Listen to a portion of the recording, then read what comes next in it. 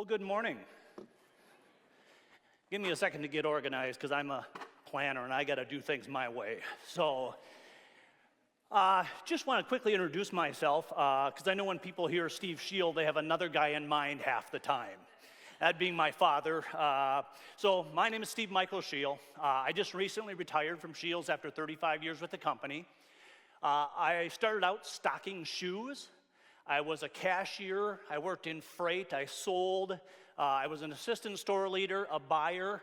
I went into our management training program. I ran our stores in Moorhead, Rapid City, and then eventually in Fargo. And in 2006, I got invited to replace Steve Hulbert as our company president, and I've been in the corporate office for the last 18 years, first as a company president and then as a CEO.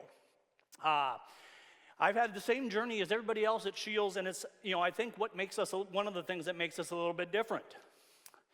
On the personal side, I've been married to my wife, Tiffany, for 30 years. We're members here at Hope Lutheran and at St. Anne's in Joachim. We're both stubborn Germans, and so we can't compromise even on faith. So we go back and forth every other week. Our children were raised going back and forth every other week. Speaking of children, I have 3 adult children. The picture on the right is a better indication of who our family really is. And I have one wonderful daughter-in-law who lives with my son out in Colorado and races Ironmans with him.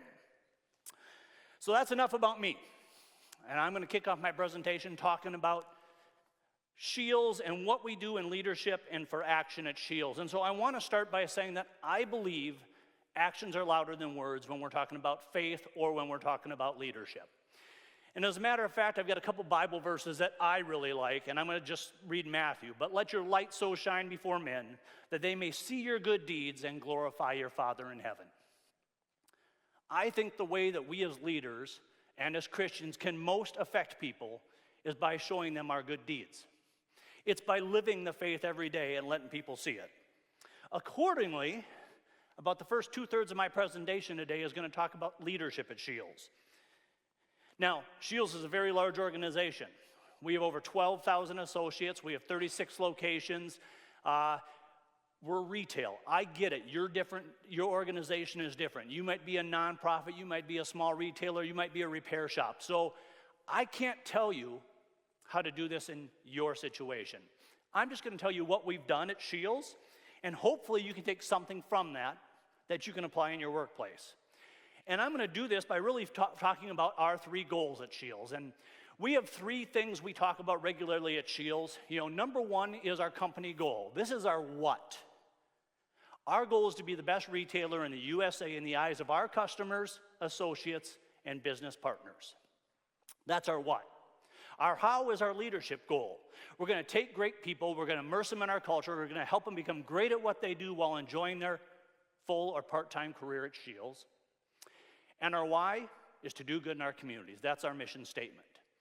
And the first 2 is what I'm going to spend the majority of the time on. And so just moving right into number 1, our company goal is to be the best retailer in the USA in the eyes of our customers, associates, and business partners. I could spend all of my time today simply talking about this because this is how important that is to our company.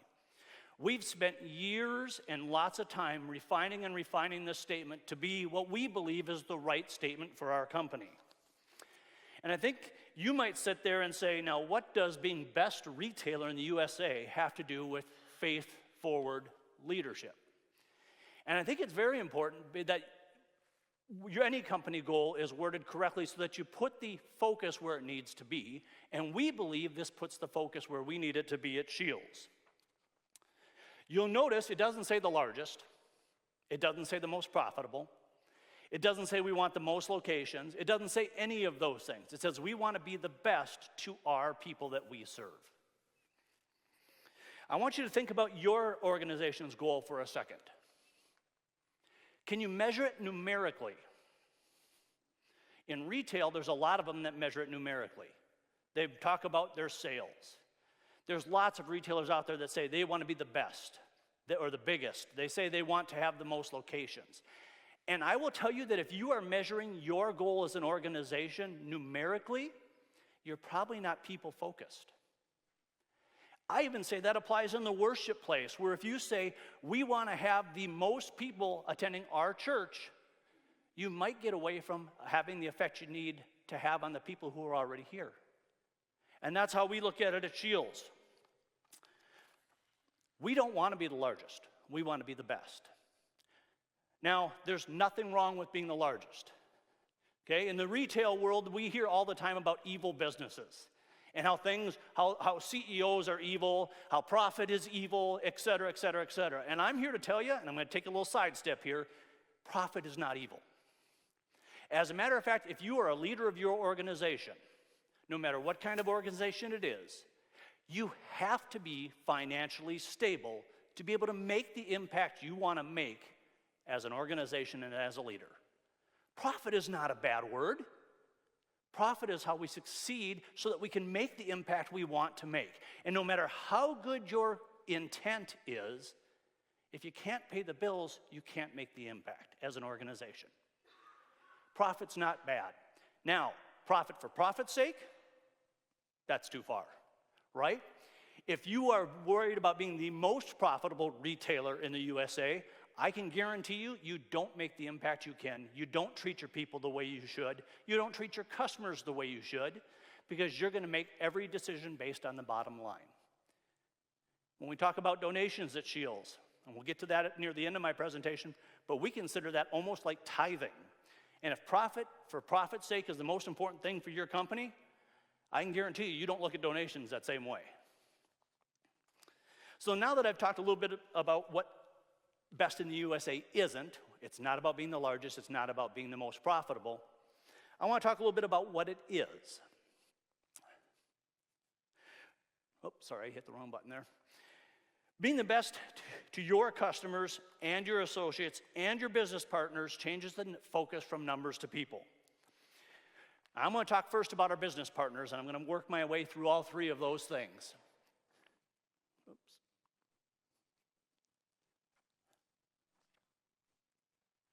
So business partners. We're very intentional about saying we want to be the best in the USA with our business partners. And you notice we don't call them vendors or landlords or developers or bankers. We call them business partners. And that, again, is very intentional, because we can't do what we want to do if we don't have partners who are willing to work with us. And in the retail business, that is not normal. There are a lot of retailers who go out there and they negotiate with their vendors every last penny. And there's some big guys out there who negotiate to have the exclusive sales rights at the cheapest price possible. We won't mention who they are, low price always. And they negotiate with these vendors to the point that the vendors can't sell the product to anybody else. Well, then the next year, that same retailer goes out and negotiates with another vendor on that similar product for the best price and drops that vendor A for vendor B. And vendor A now has no relationships with anybody else because of that commitment they had to make to that other person. We don't view it that way. We want to grow with that vendor. When we make commitments, it's for the long term. Now, if you're giving that retailer a very good price, I hope you'll give me a very good price, right? We got to sell it at the same price as them. But we want to do it what's best for the long term for both of us. Another thing that we do that's maybe a little bit different with our vendor partners is we actually, whenever we open a new store, about every year, depending on the cadence, we invite 100 of our vendors to come to those store openings. We want to show it off a little bit. That's certainly part of it. But part of it is we actually sit down with those 100 vendor partners and we give them scorecards. So they're in a room just like this. They're sitting down with their national sales manager or whoever they brought to this, and we hand them a scorecard that talks about their product lines as compared to their competitors in our store. And we meet with all of them. And at the end of this meeting, we come up and we recognize the 4 or 5 best of the best in that group in front of their peers. Now, I'm going to tell you, we do that a little bit as a negotiating ploy, absolutely, right? But we get to call them up in front of their peers and recognize them as the best of the best, and no other retailers are doing that with them. It's something we do different. But probably the most vivid example of how we treat our vendor partners different and how we live, we think, by doing good and by treating others as we'd want to be treated, is probably from COVID in spring of 2020. So March 16th, 2020. I know most of us will remember that date because that's when things started to shut down. By April 1st of 2020, we had 10 of our 30 stores at that time, or 1/3 of our stores were closed. Now, we booked all our inventory for the spring. We've got all of our rent payments due. We've got all this going on, and 1/3 of our stores are shut down completely. Another 1/3 of our stores have no traffic because they live in states where you weren't going to get people in the store, and our other 1/3 were way down. And so we had to reach out to our business partners, our vendor partners, and our landlord partners, and we had to say, what can we do? I've got all this inventory coming in. We've got 10,000 associates we're trying to pay. We have 1/3 of the income we normally have. Can you give us some extended terms on this invoice? Can we defer rent till the end of the year? And it was not a fun conversation to have, but because of the relationship we had with those business partners, almost all of them said yes. Now, in my world, in the retail world, there were a lot of different ways that was handled, but the bigger retailers, the bigger they are, the biggest gorillas out there, they would just tell their vendors, we're not going to pay. Or they'd tell their landlords, we're not going to pay. And we didn't want to do that because we treat them as partners. Well, then comes June. Just 60 days later, we've started canceling orders. We've got everybody now coming back to work. And what did you want to do in June of 2020? You wanted to get out and golf or do something outside. Now, I didn't want to golf because I'm terrible, but everybody else wanted to be outside. And if you worked at SCHEELS where we sell bikes, hunting, fishing, I mean, everything we do is outdoors. Guess what happened to our business in June of 2020? We went from canceling orders in April and May to saying, what do you have in stock? We need it all. And we couldn't switch fast enough. And every retailer who's in that same business was doing that exact same thing. So by the end of July, we called all those vendors, we called all those landlords that we'd asked for terms for till the end of December, and we said, business is good, we're gonna pay you now. That's treating people like you'd want to be treated. When things were bad, they worked with us, and when things were good, we made things right. And that's just a few simple ways that we treat our business partners different and treat them as we want to be treated. Do unto others as you'd have them do unto you. So that's our business partners. How can we be the best in the USA to our associates? So again, here's our goal, to take good people. That first part of that is to take good people. So I'm going to ask you a question. Regardless of what organization you have you ever hired someone knowing they would fail? Yeah, they're going to fail, let's hire them anyway? Right? Nobody does that. But no matter what type of organization you're in, what happens 90 days into somebody's career with you? Just that outlier. How did this person get through the hiring process? Right? Our mentality in 90 days shifts from we only hire people who are going to succeed to how did this person get through the hiring process? So if we run with the assumption that we take good people, what do you do at 90 days? At SCHEELS, we say we're going to promote them to customer. And it sounds a little funny. But if you're not going to succeed with us, we want to make this situation the best possible so that you'll still shop with us. And think about the way that makes you treat someone when you make that decision. I don't want to have you fight through your career for 3, 4, 6, 12, 18 months never feeling success. Who wants to do that? You're a good person. Maybe I got to find a different seat for you on the bus. Maybe there's a different position that'll work. Maybe SCHEELS just isn't for you. How do we move on from that good person? But if we assume we always hire good people, how do you treat them when you made the mistake? We immerse them in our culture. Culture is another one of those things that I could stand up here and probably talk to for an hour, and I don't have that long. So I'm just simply going to say this. Think about the culture at your organization.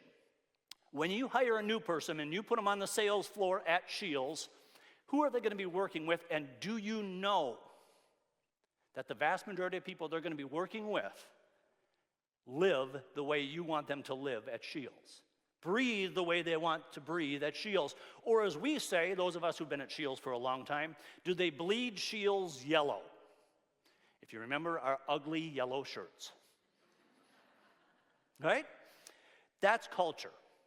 No matter how good your strategy is, no matter how good your mission statement is, if you don't have a culture that lives it and breathes it, the strategy can't come to play. So, you need to fix that culture. And I can't spend enough time on that in the time I have today. Number 3 is you need to lead by example.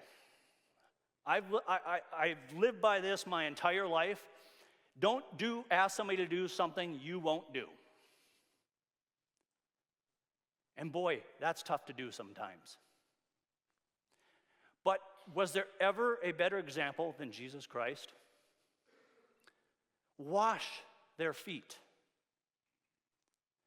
Here's a person who was the utmost, the highest, was the King of Kings.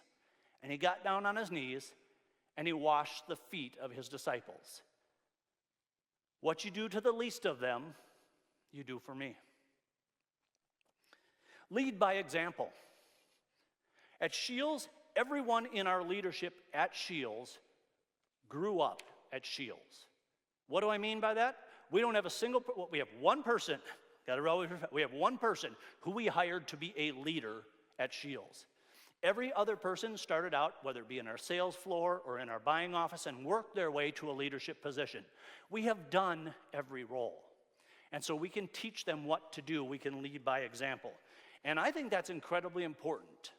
I think one of the culture killers in retail is going out and finding that leader from another organization to come lead my organization who doesn't understand the culture of SCHEELS.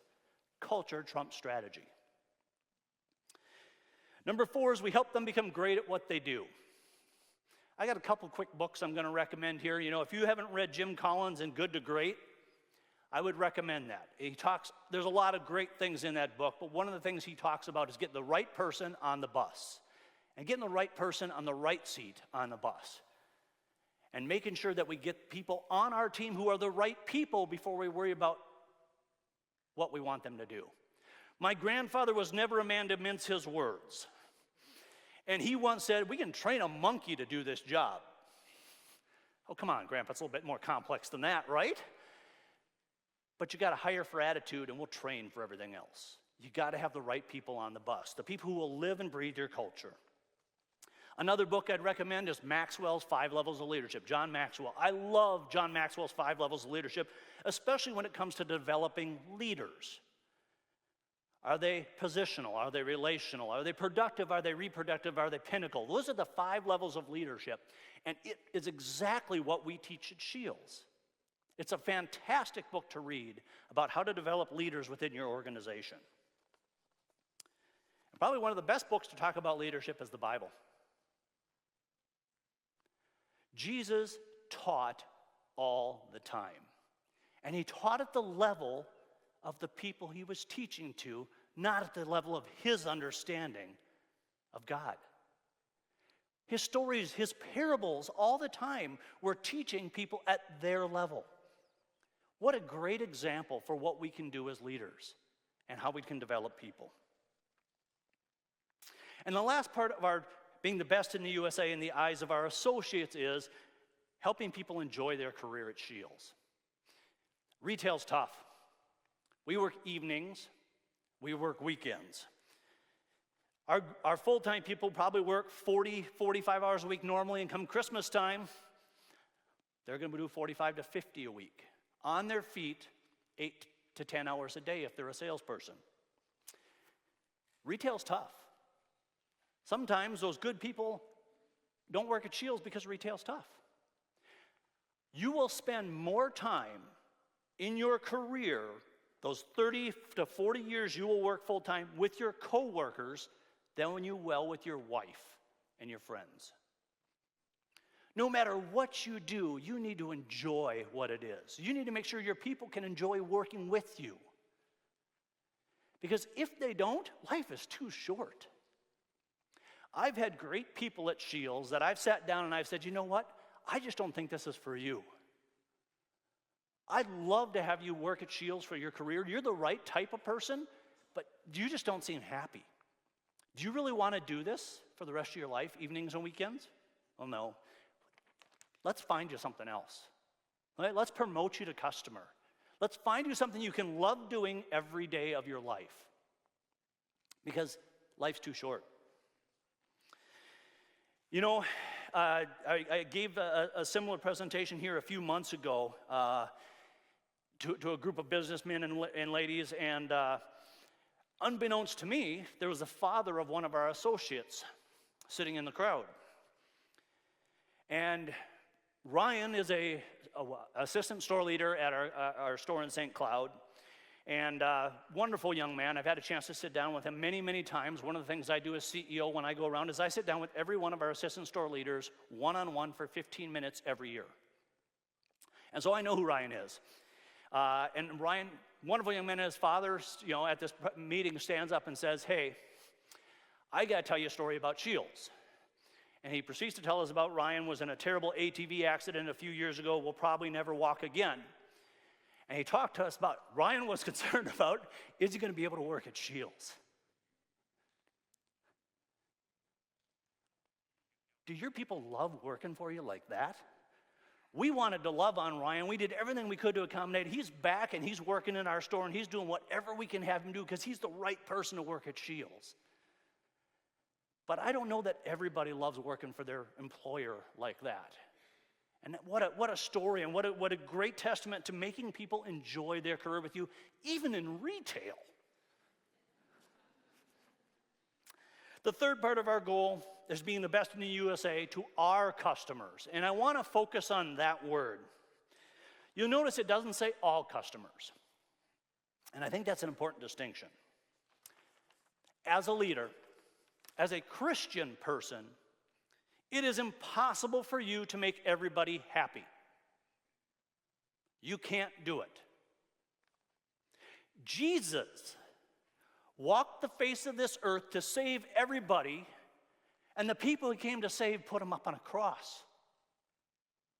If Jesus Christ can't make everybody happy, you can't do it.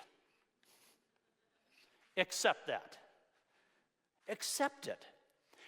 Our goal is to be the best in the USA to our customers. So what does that mean? We know we're not the retailer for everybody. We sell firearms. We say Merry Christmas, and we play Christian music in the background while you walk through our stores. And if you don't like it, there's a lot of other retailers you might love. But that's who we are. That is who we are, and it's part of our why. Being the best in the USA in the eyes of our business partners, customers, and associates is what allows SCHEELS to do the why. What do we want to do? How do we want to do it? And why do we want to do it? Why? We want to give back to our communities. We want to do good in our communities. Our goals are the what and the how, but the why is what's so important. And it's where we get to let our faith shine. So, our music in our stores. If you've been in our stores, you'll hear a little bit of country, you'll hear a little bit of top 40, you'll hear a lot of contemporary Christian music. And we have people who call and complain about our music. And so I loved taking those phone calls, and everybody knew that.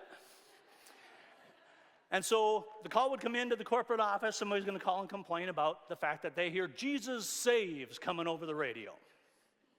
And I would ask them a couple questions. I said, okay, number one, what genre of music can I play that everybody will like who comes into my store? Not gangster rap, that's for sure, right? Okay? There's not a single genre of music I can play in the background that's going to make everybody happy. So what can I play that is family friendly, that I don't have to worry about the lyrics, and that's going to proclaim a good message every time you hear it? And you know what? Most of those people went, And some of them may have went shop somewhere else, and that's okay. I don't need to help everybody. I just have to help the people who are willing to listen.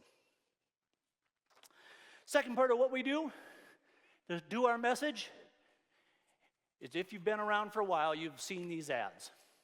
We used to put a full-page ad in the newspaper on Easter, Thanksgiving, and Christmas. Nobody reads the newspaper anymore. So now you see the TV commercials, you see the videos on YouTube, you hear the message on the radio. A part of us doing good in our communities is proclaiming why Easter and Christmas are Easter and Christmas. It's not just a time to eat food and get together with family. Yep, you should do those things, absolutely. But the reason you should do it is so that you can proclaim His good word and recognize what He gave for us.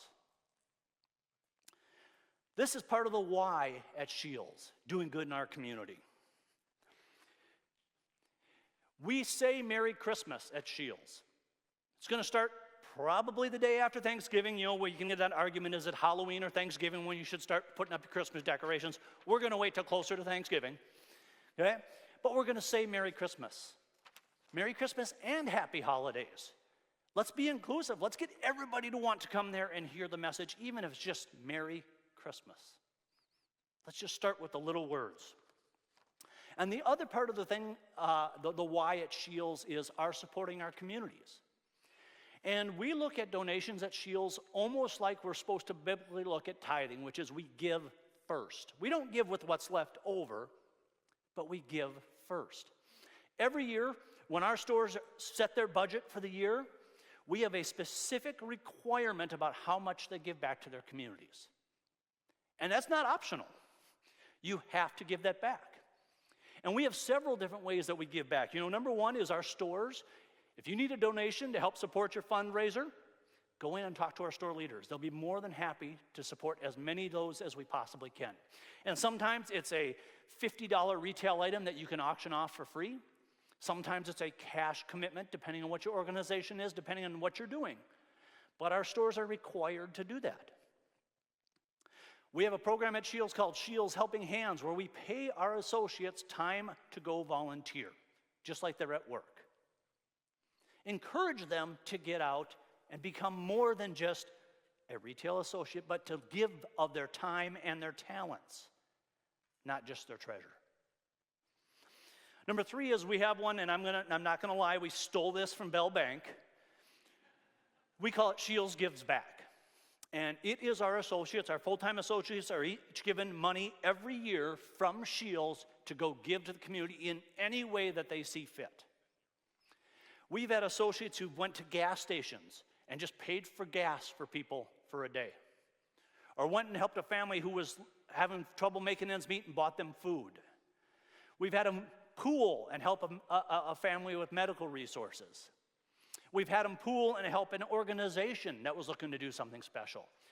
But one of the coolest things about that is that it gets people to start giving.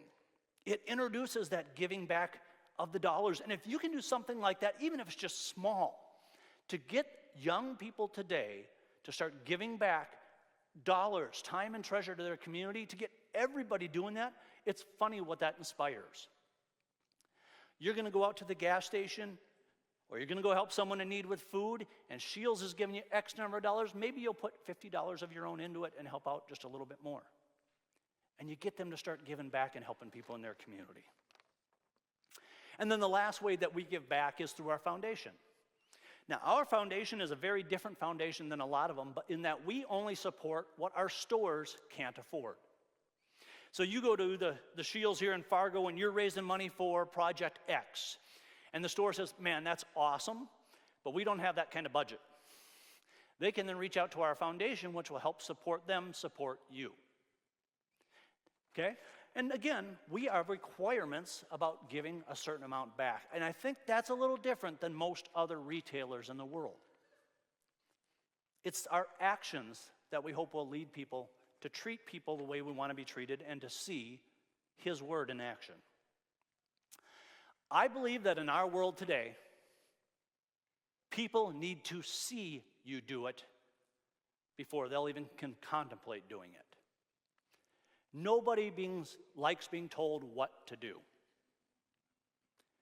Do as I say, not as I do, does not work, especially when it comes to showing your faith. This world today also has as much need as it's ever had for the good word. There are more people today who don't go to church than there's ever been in the last 2,000 years.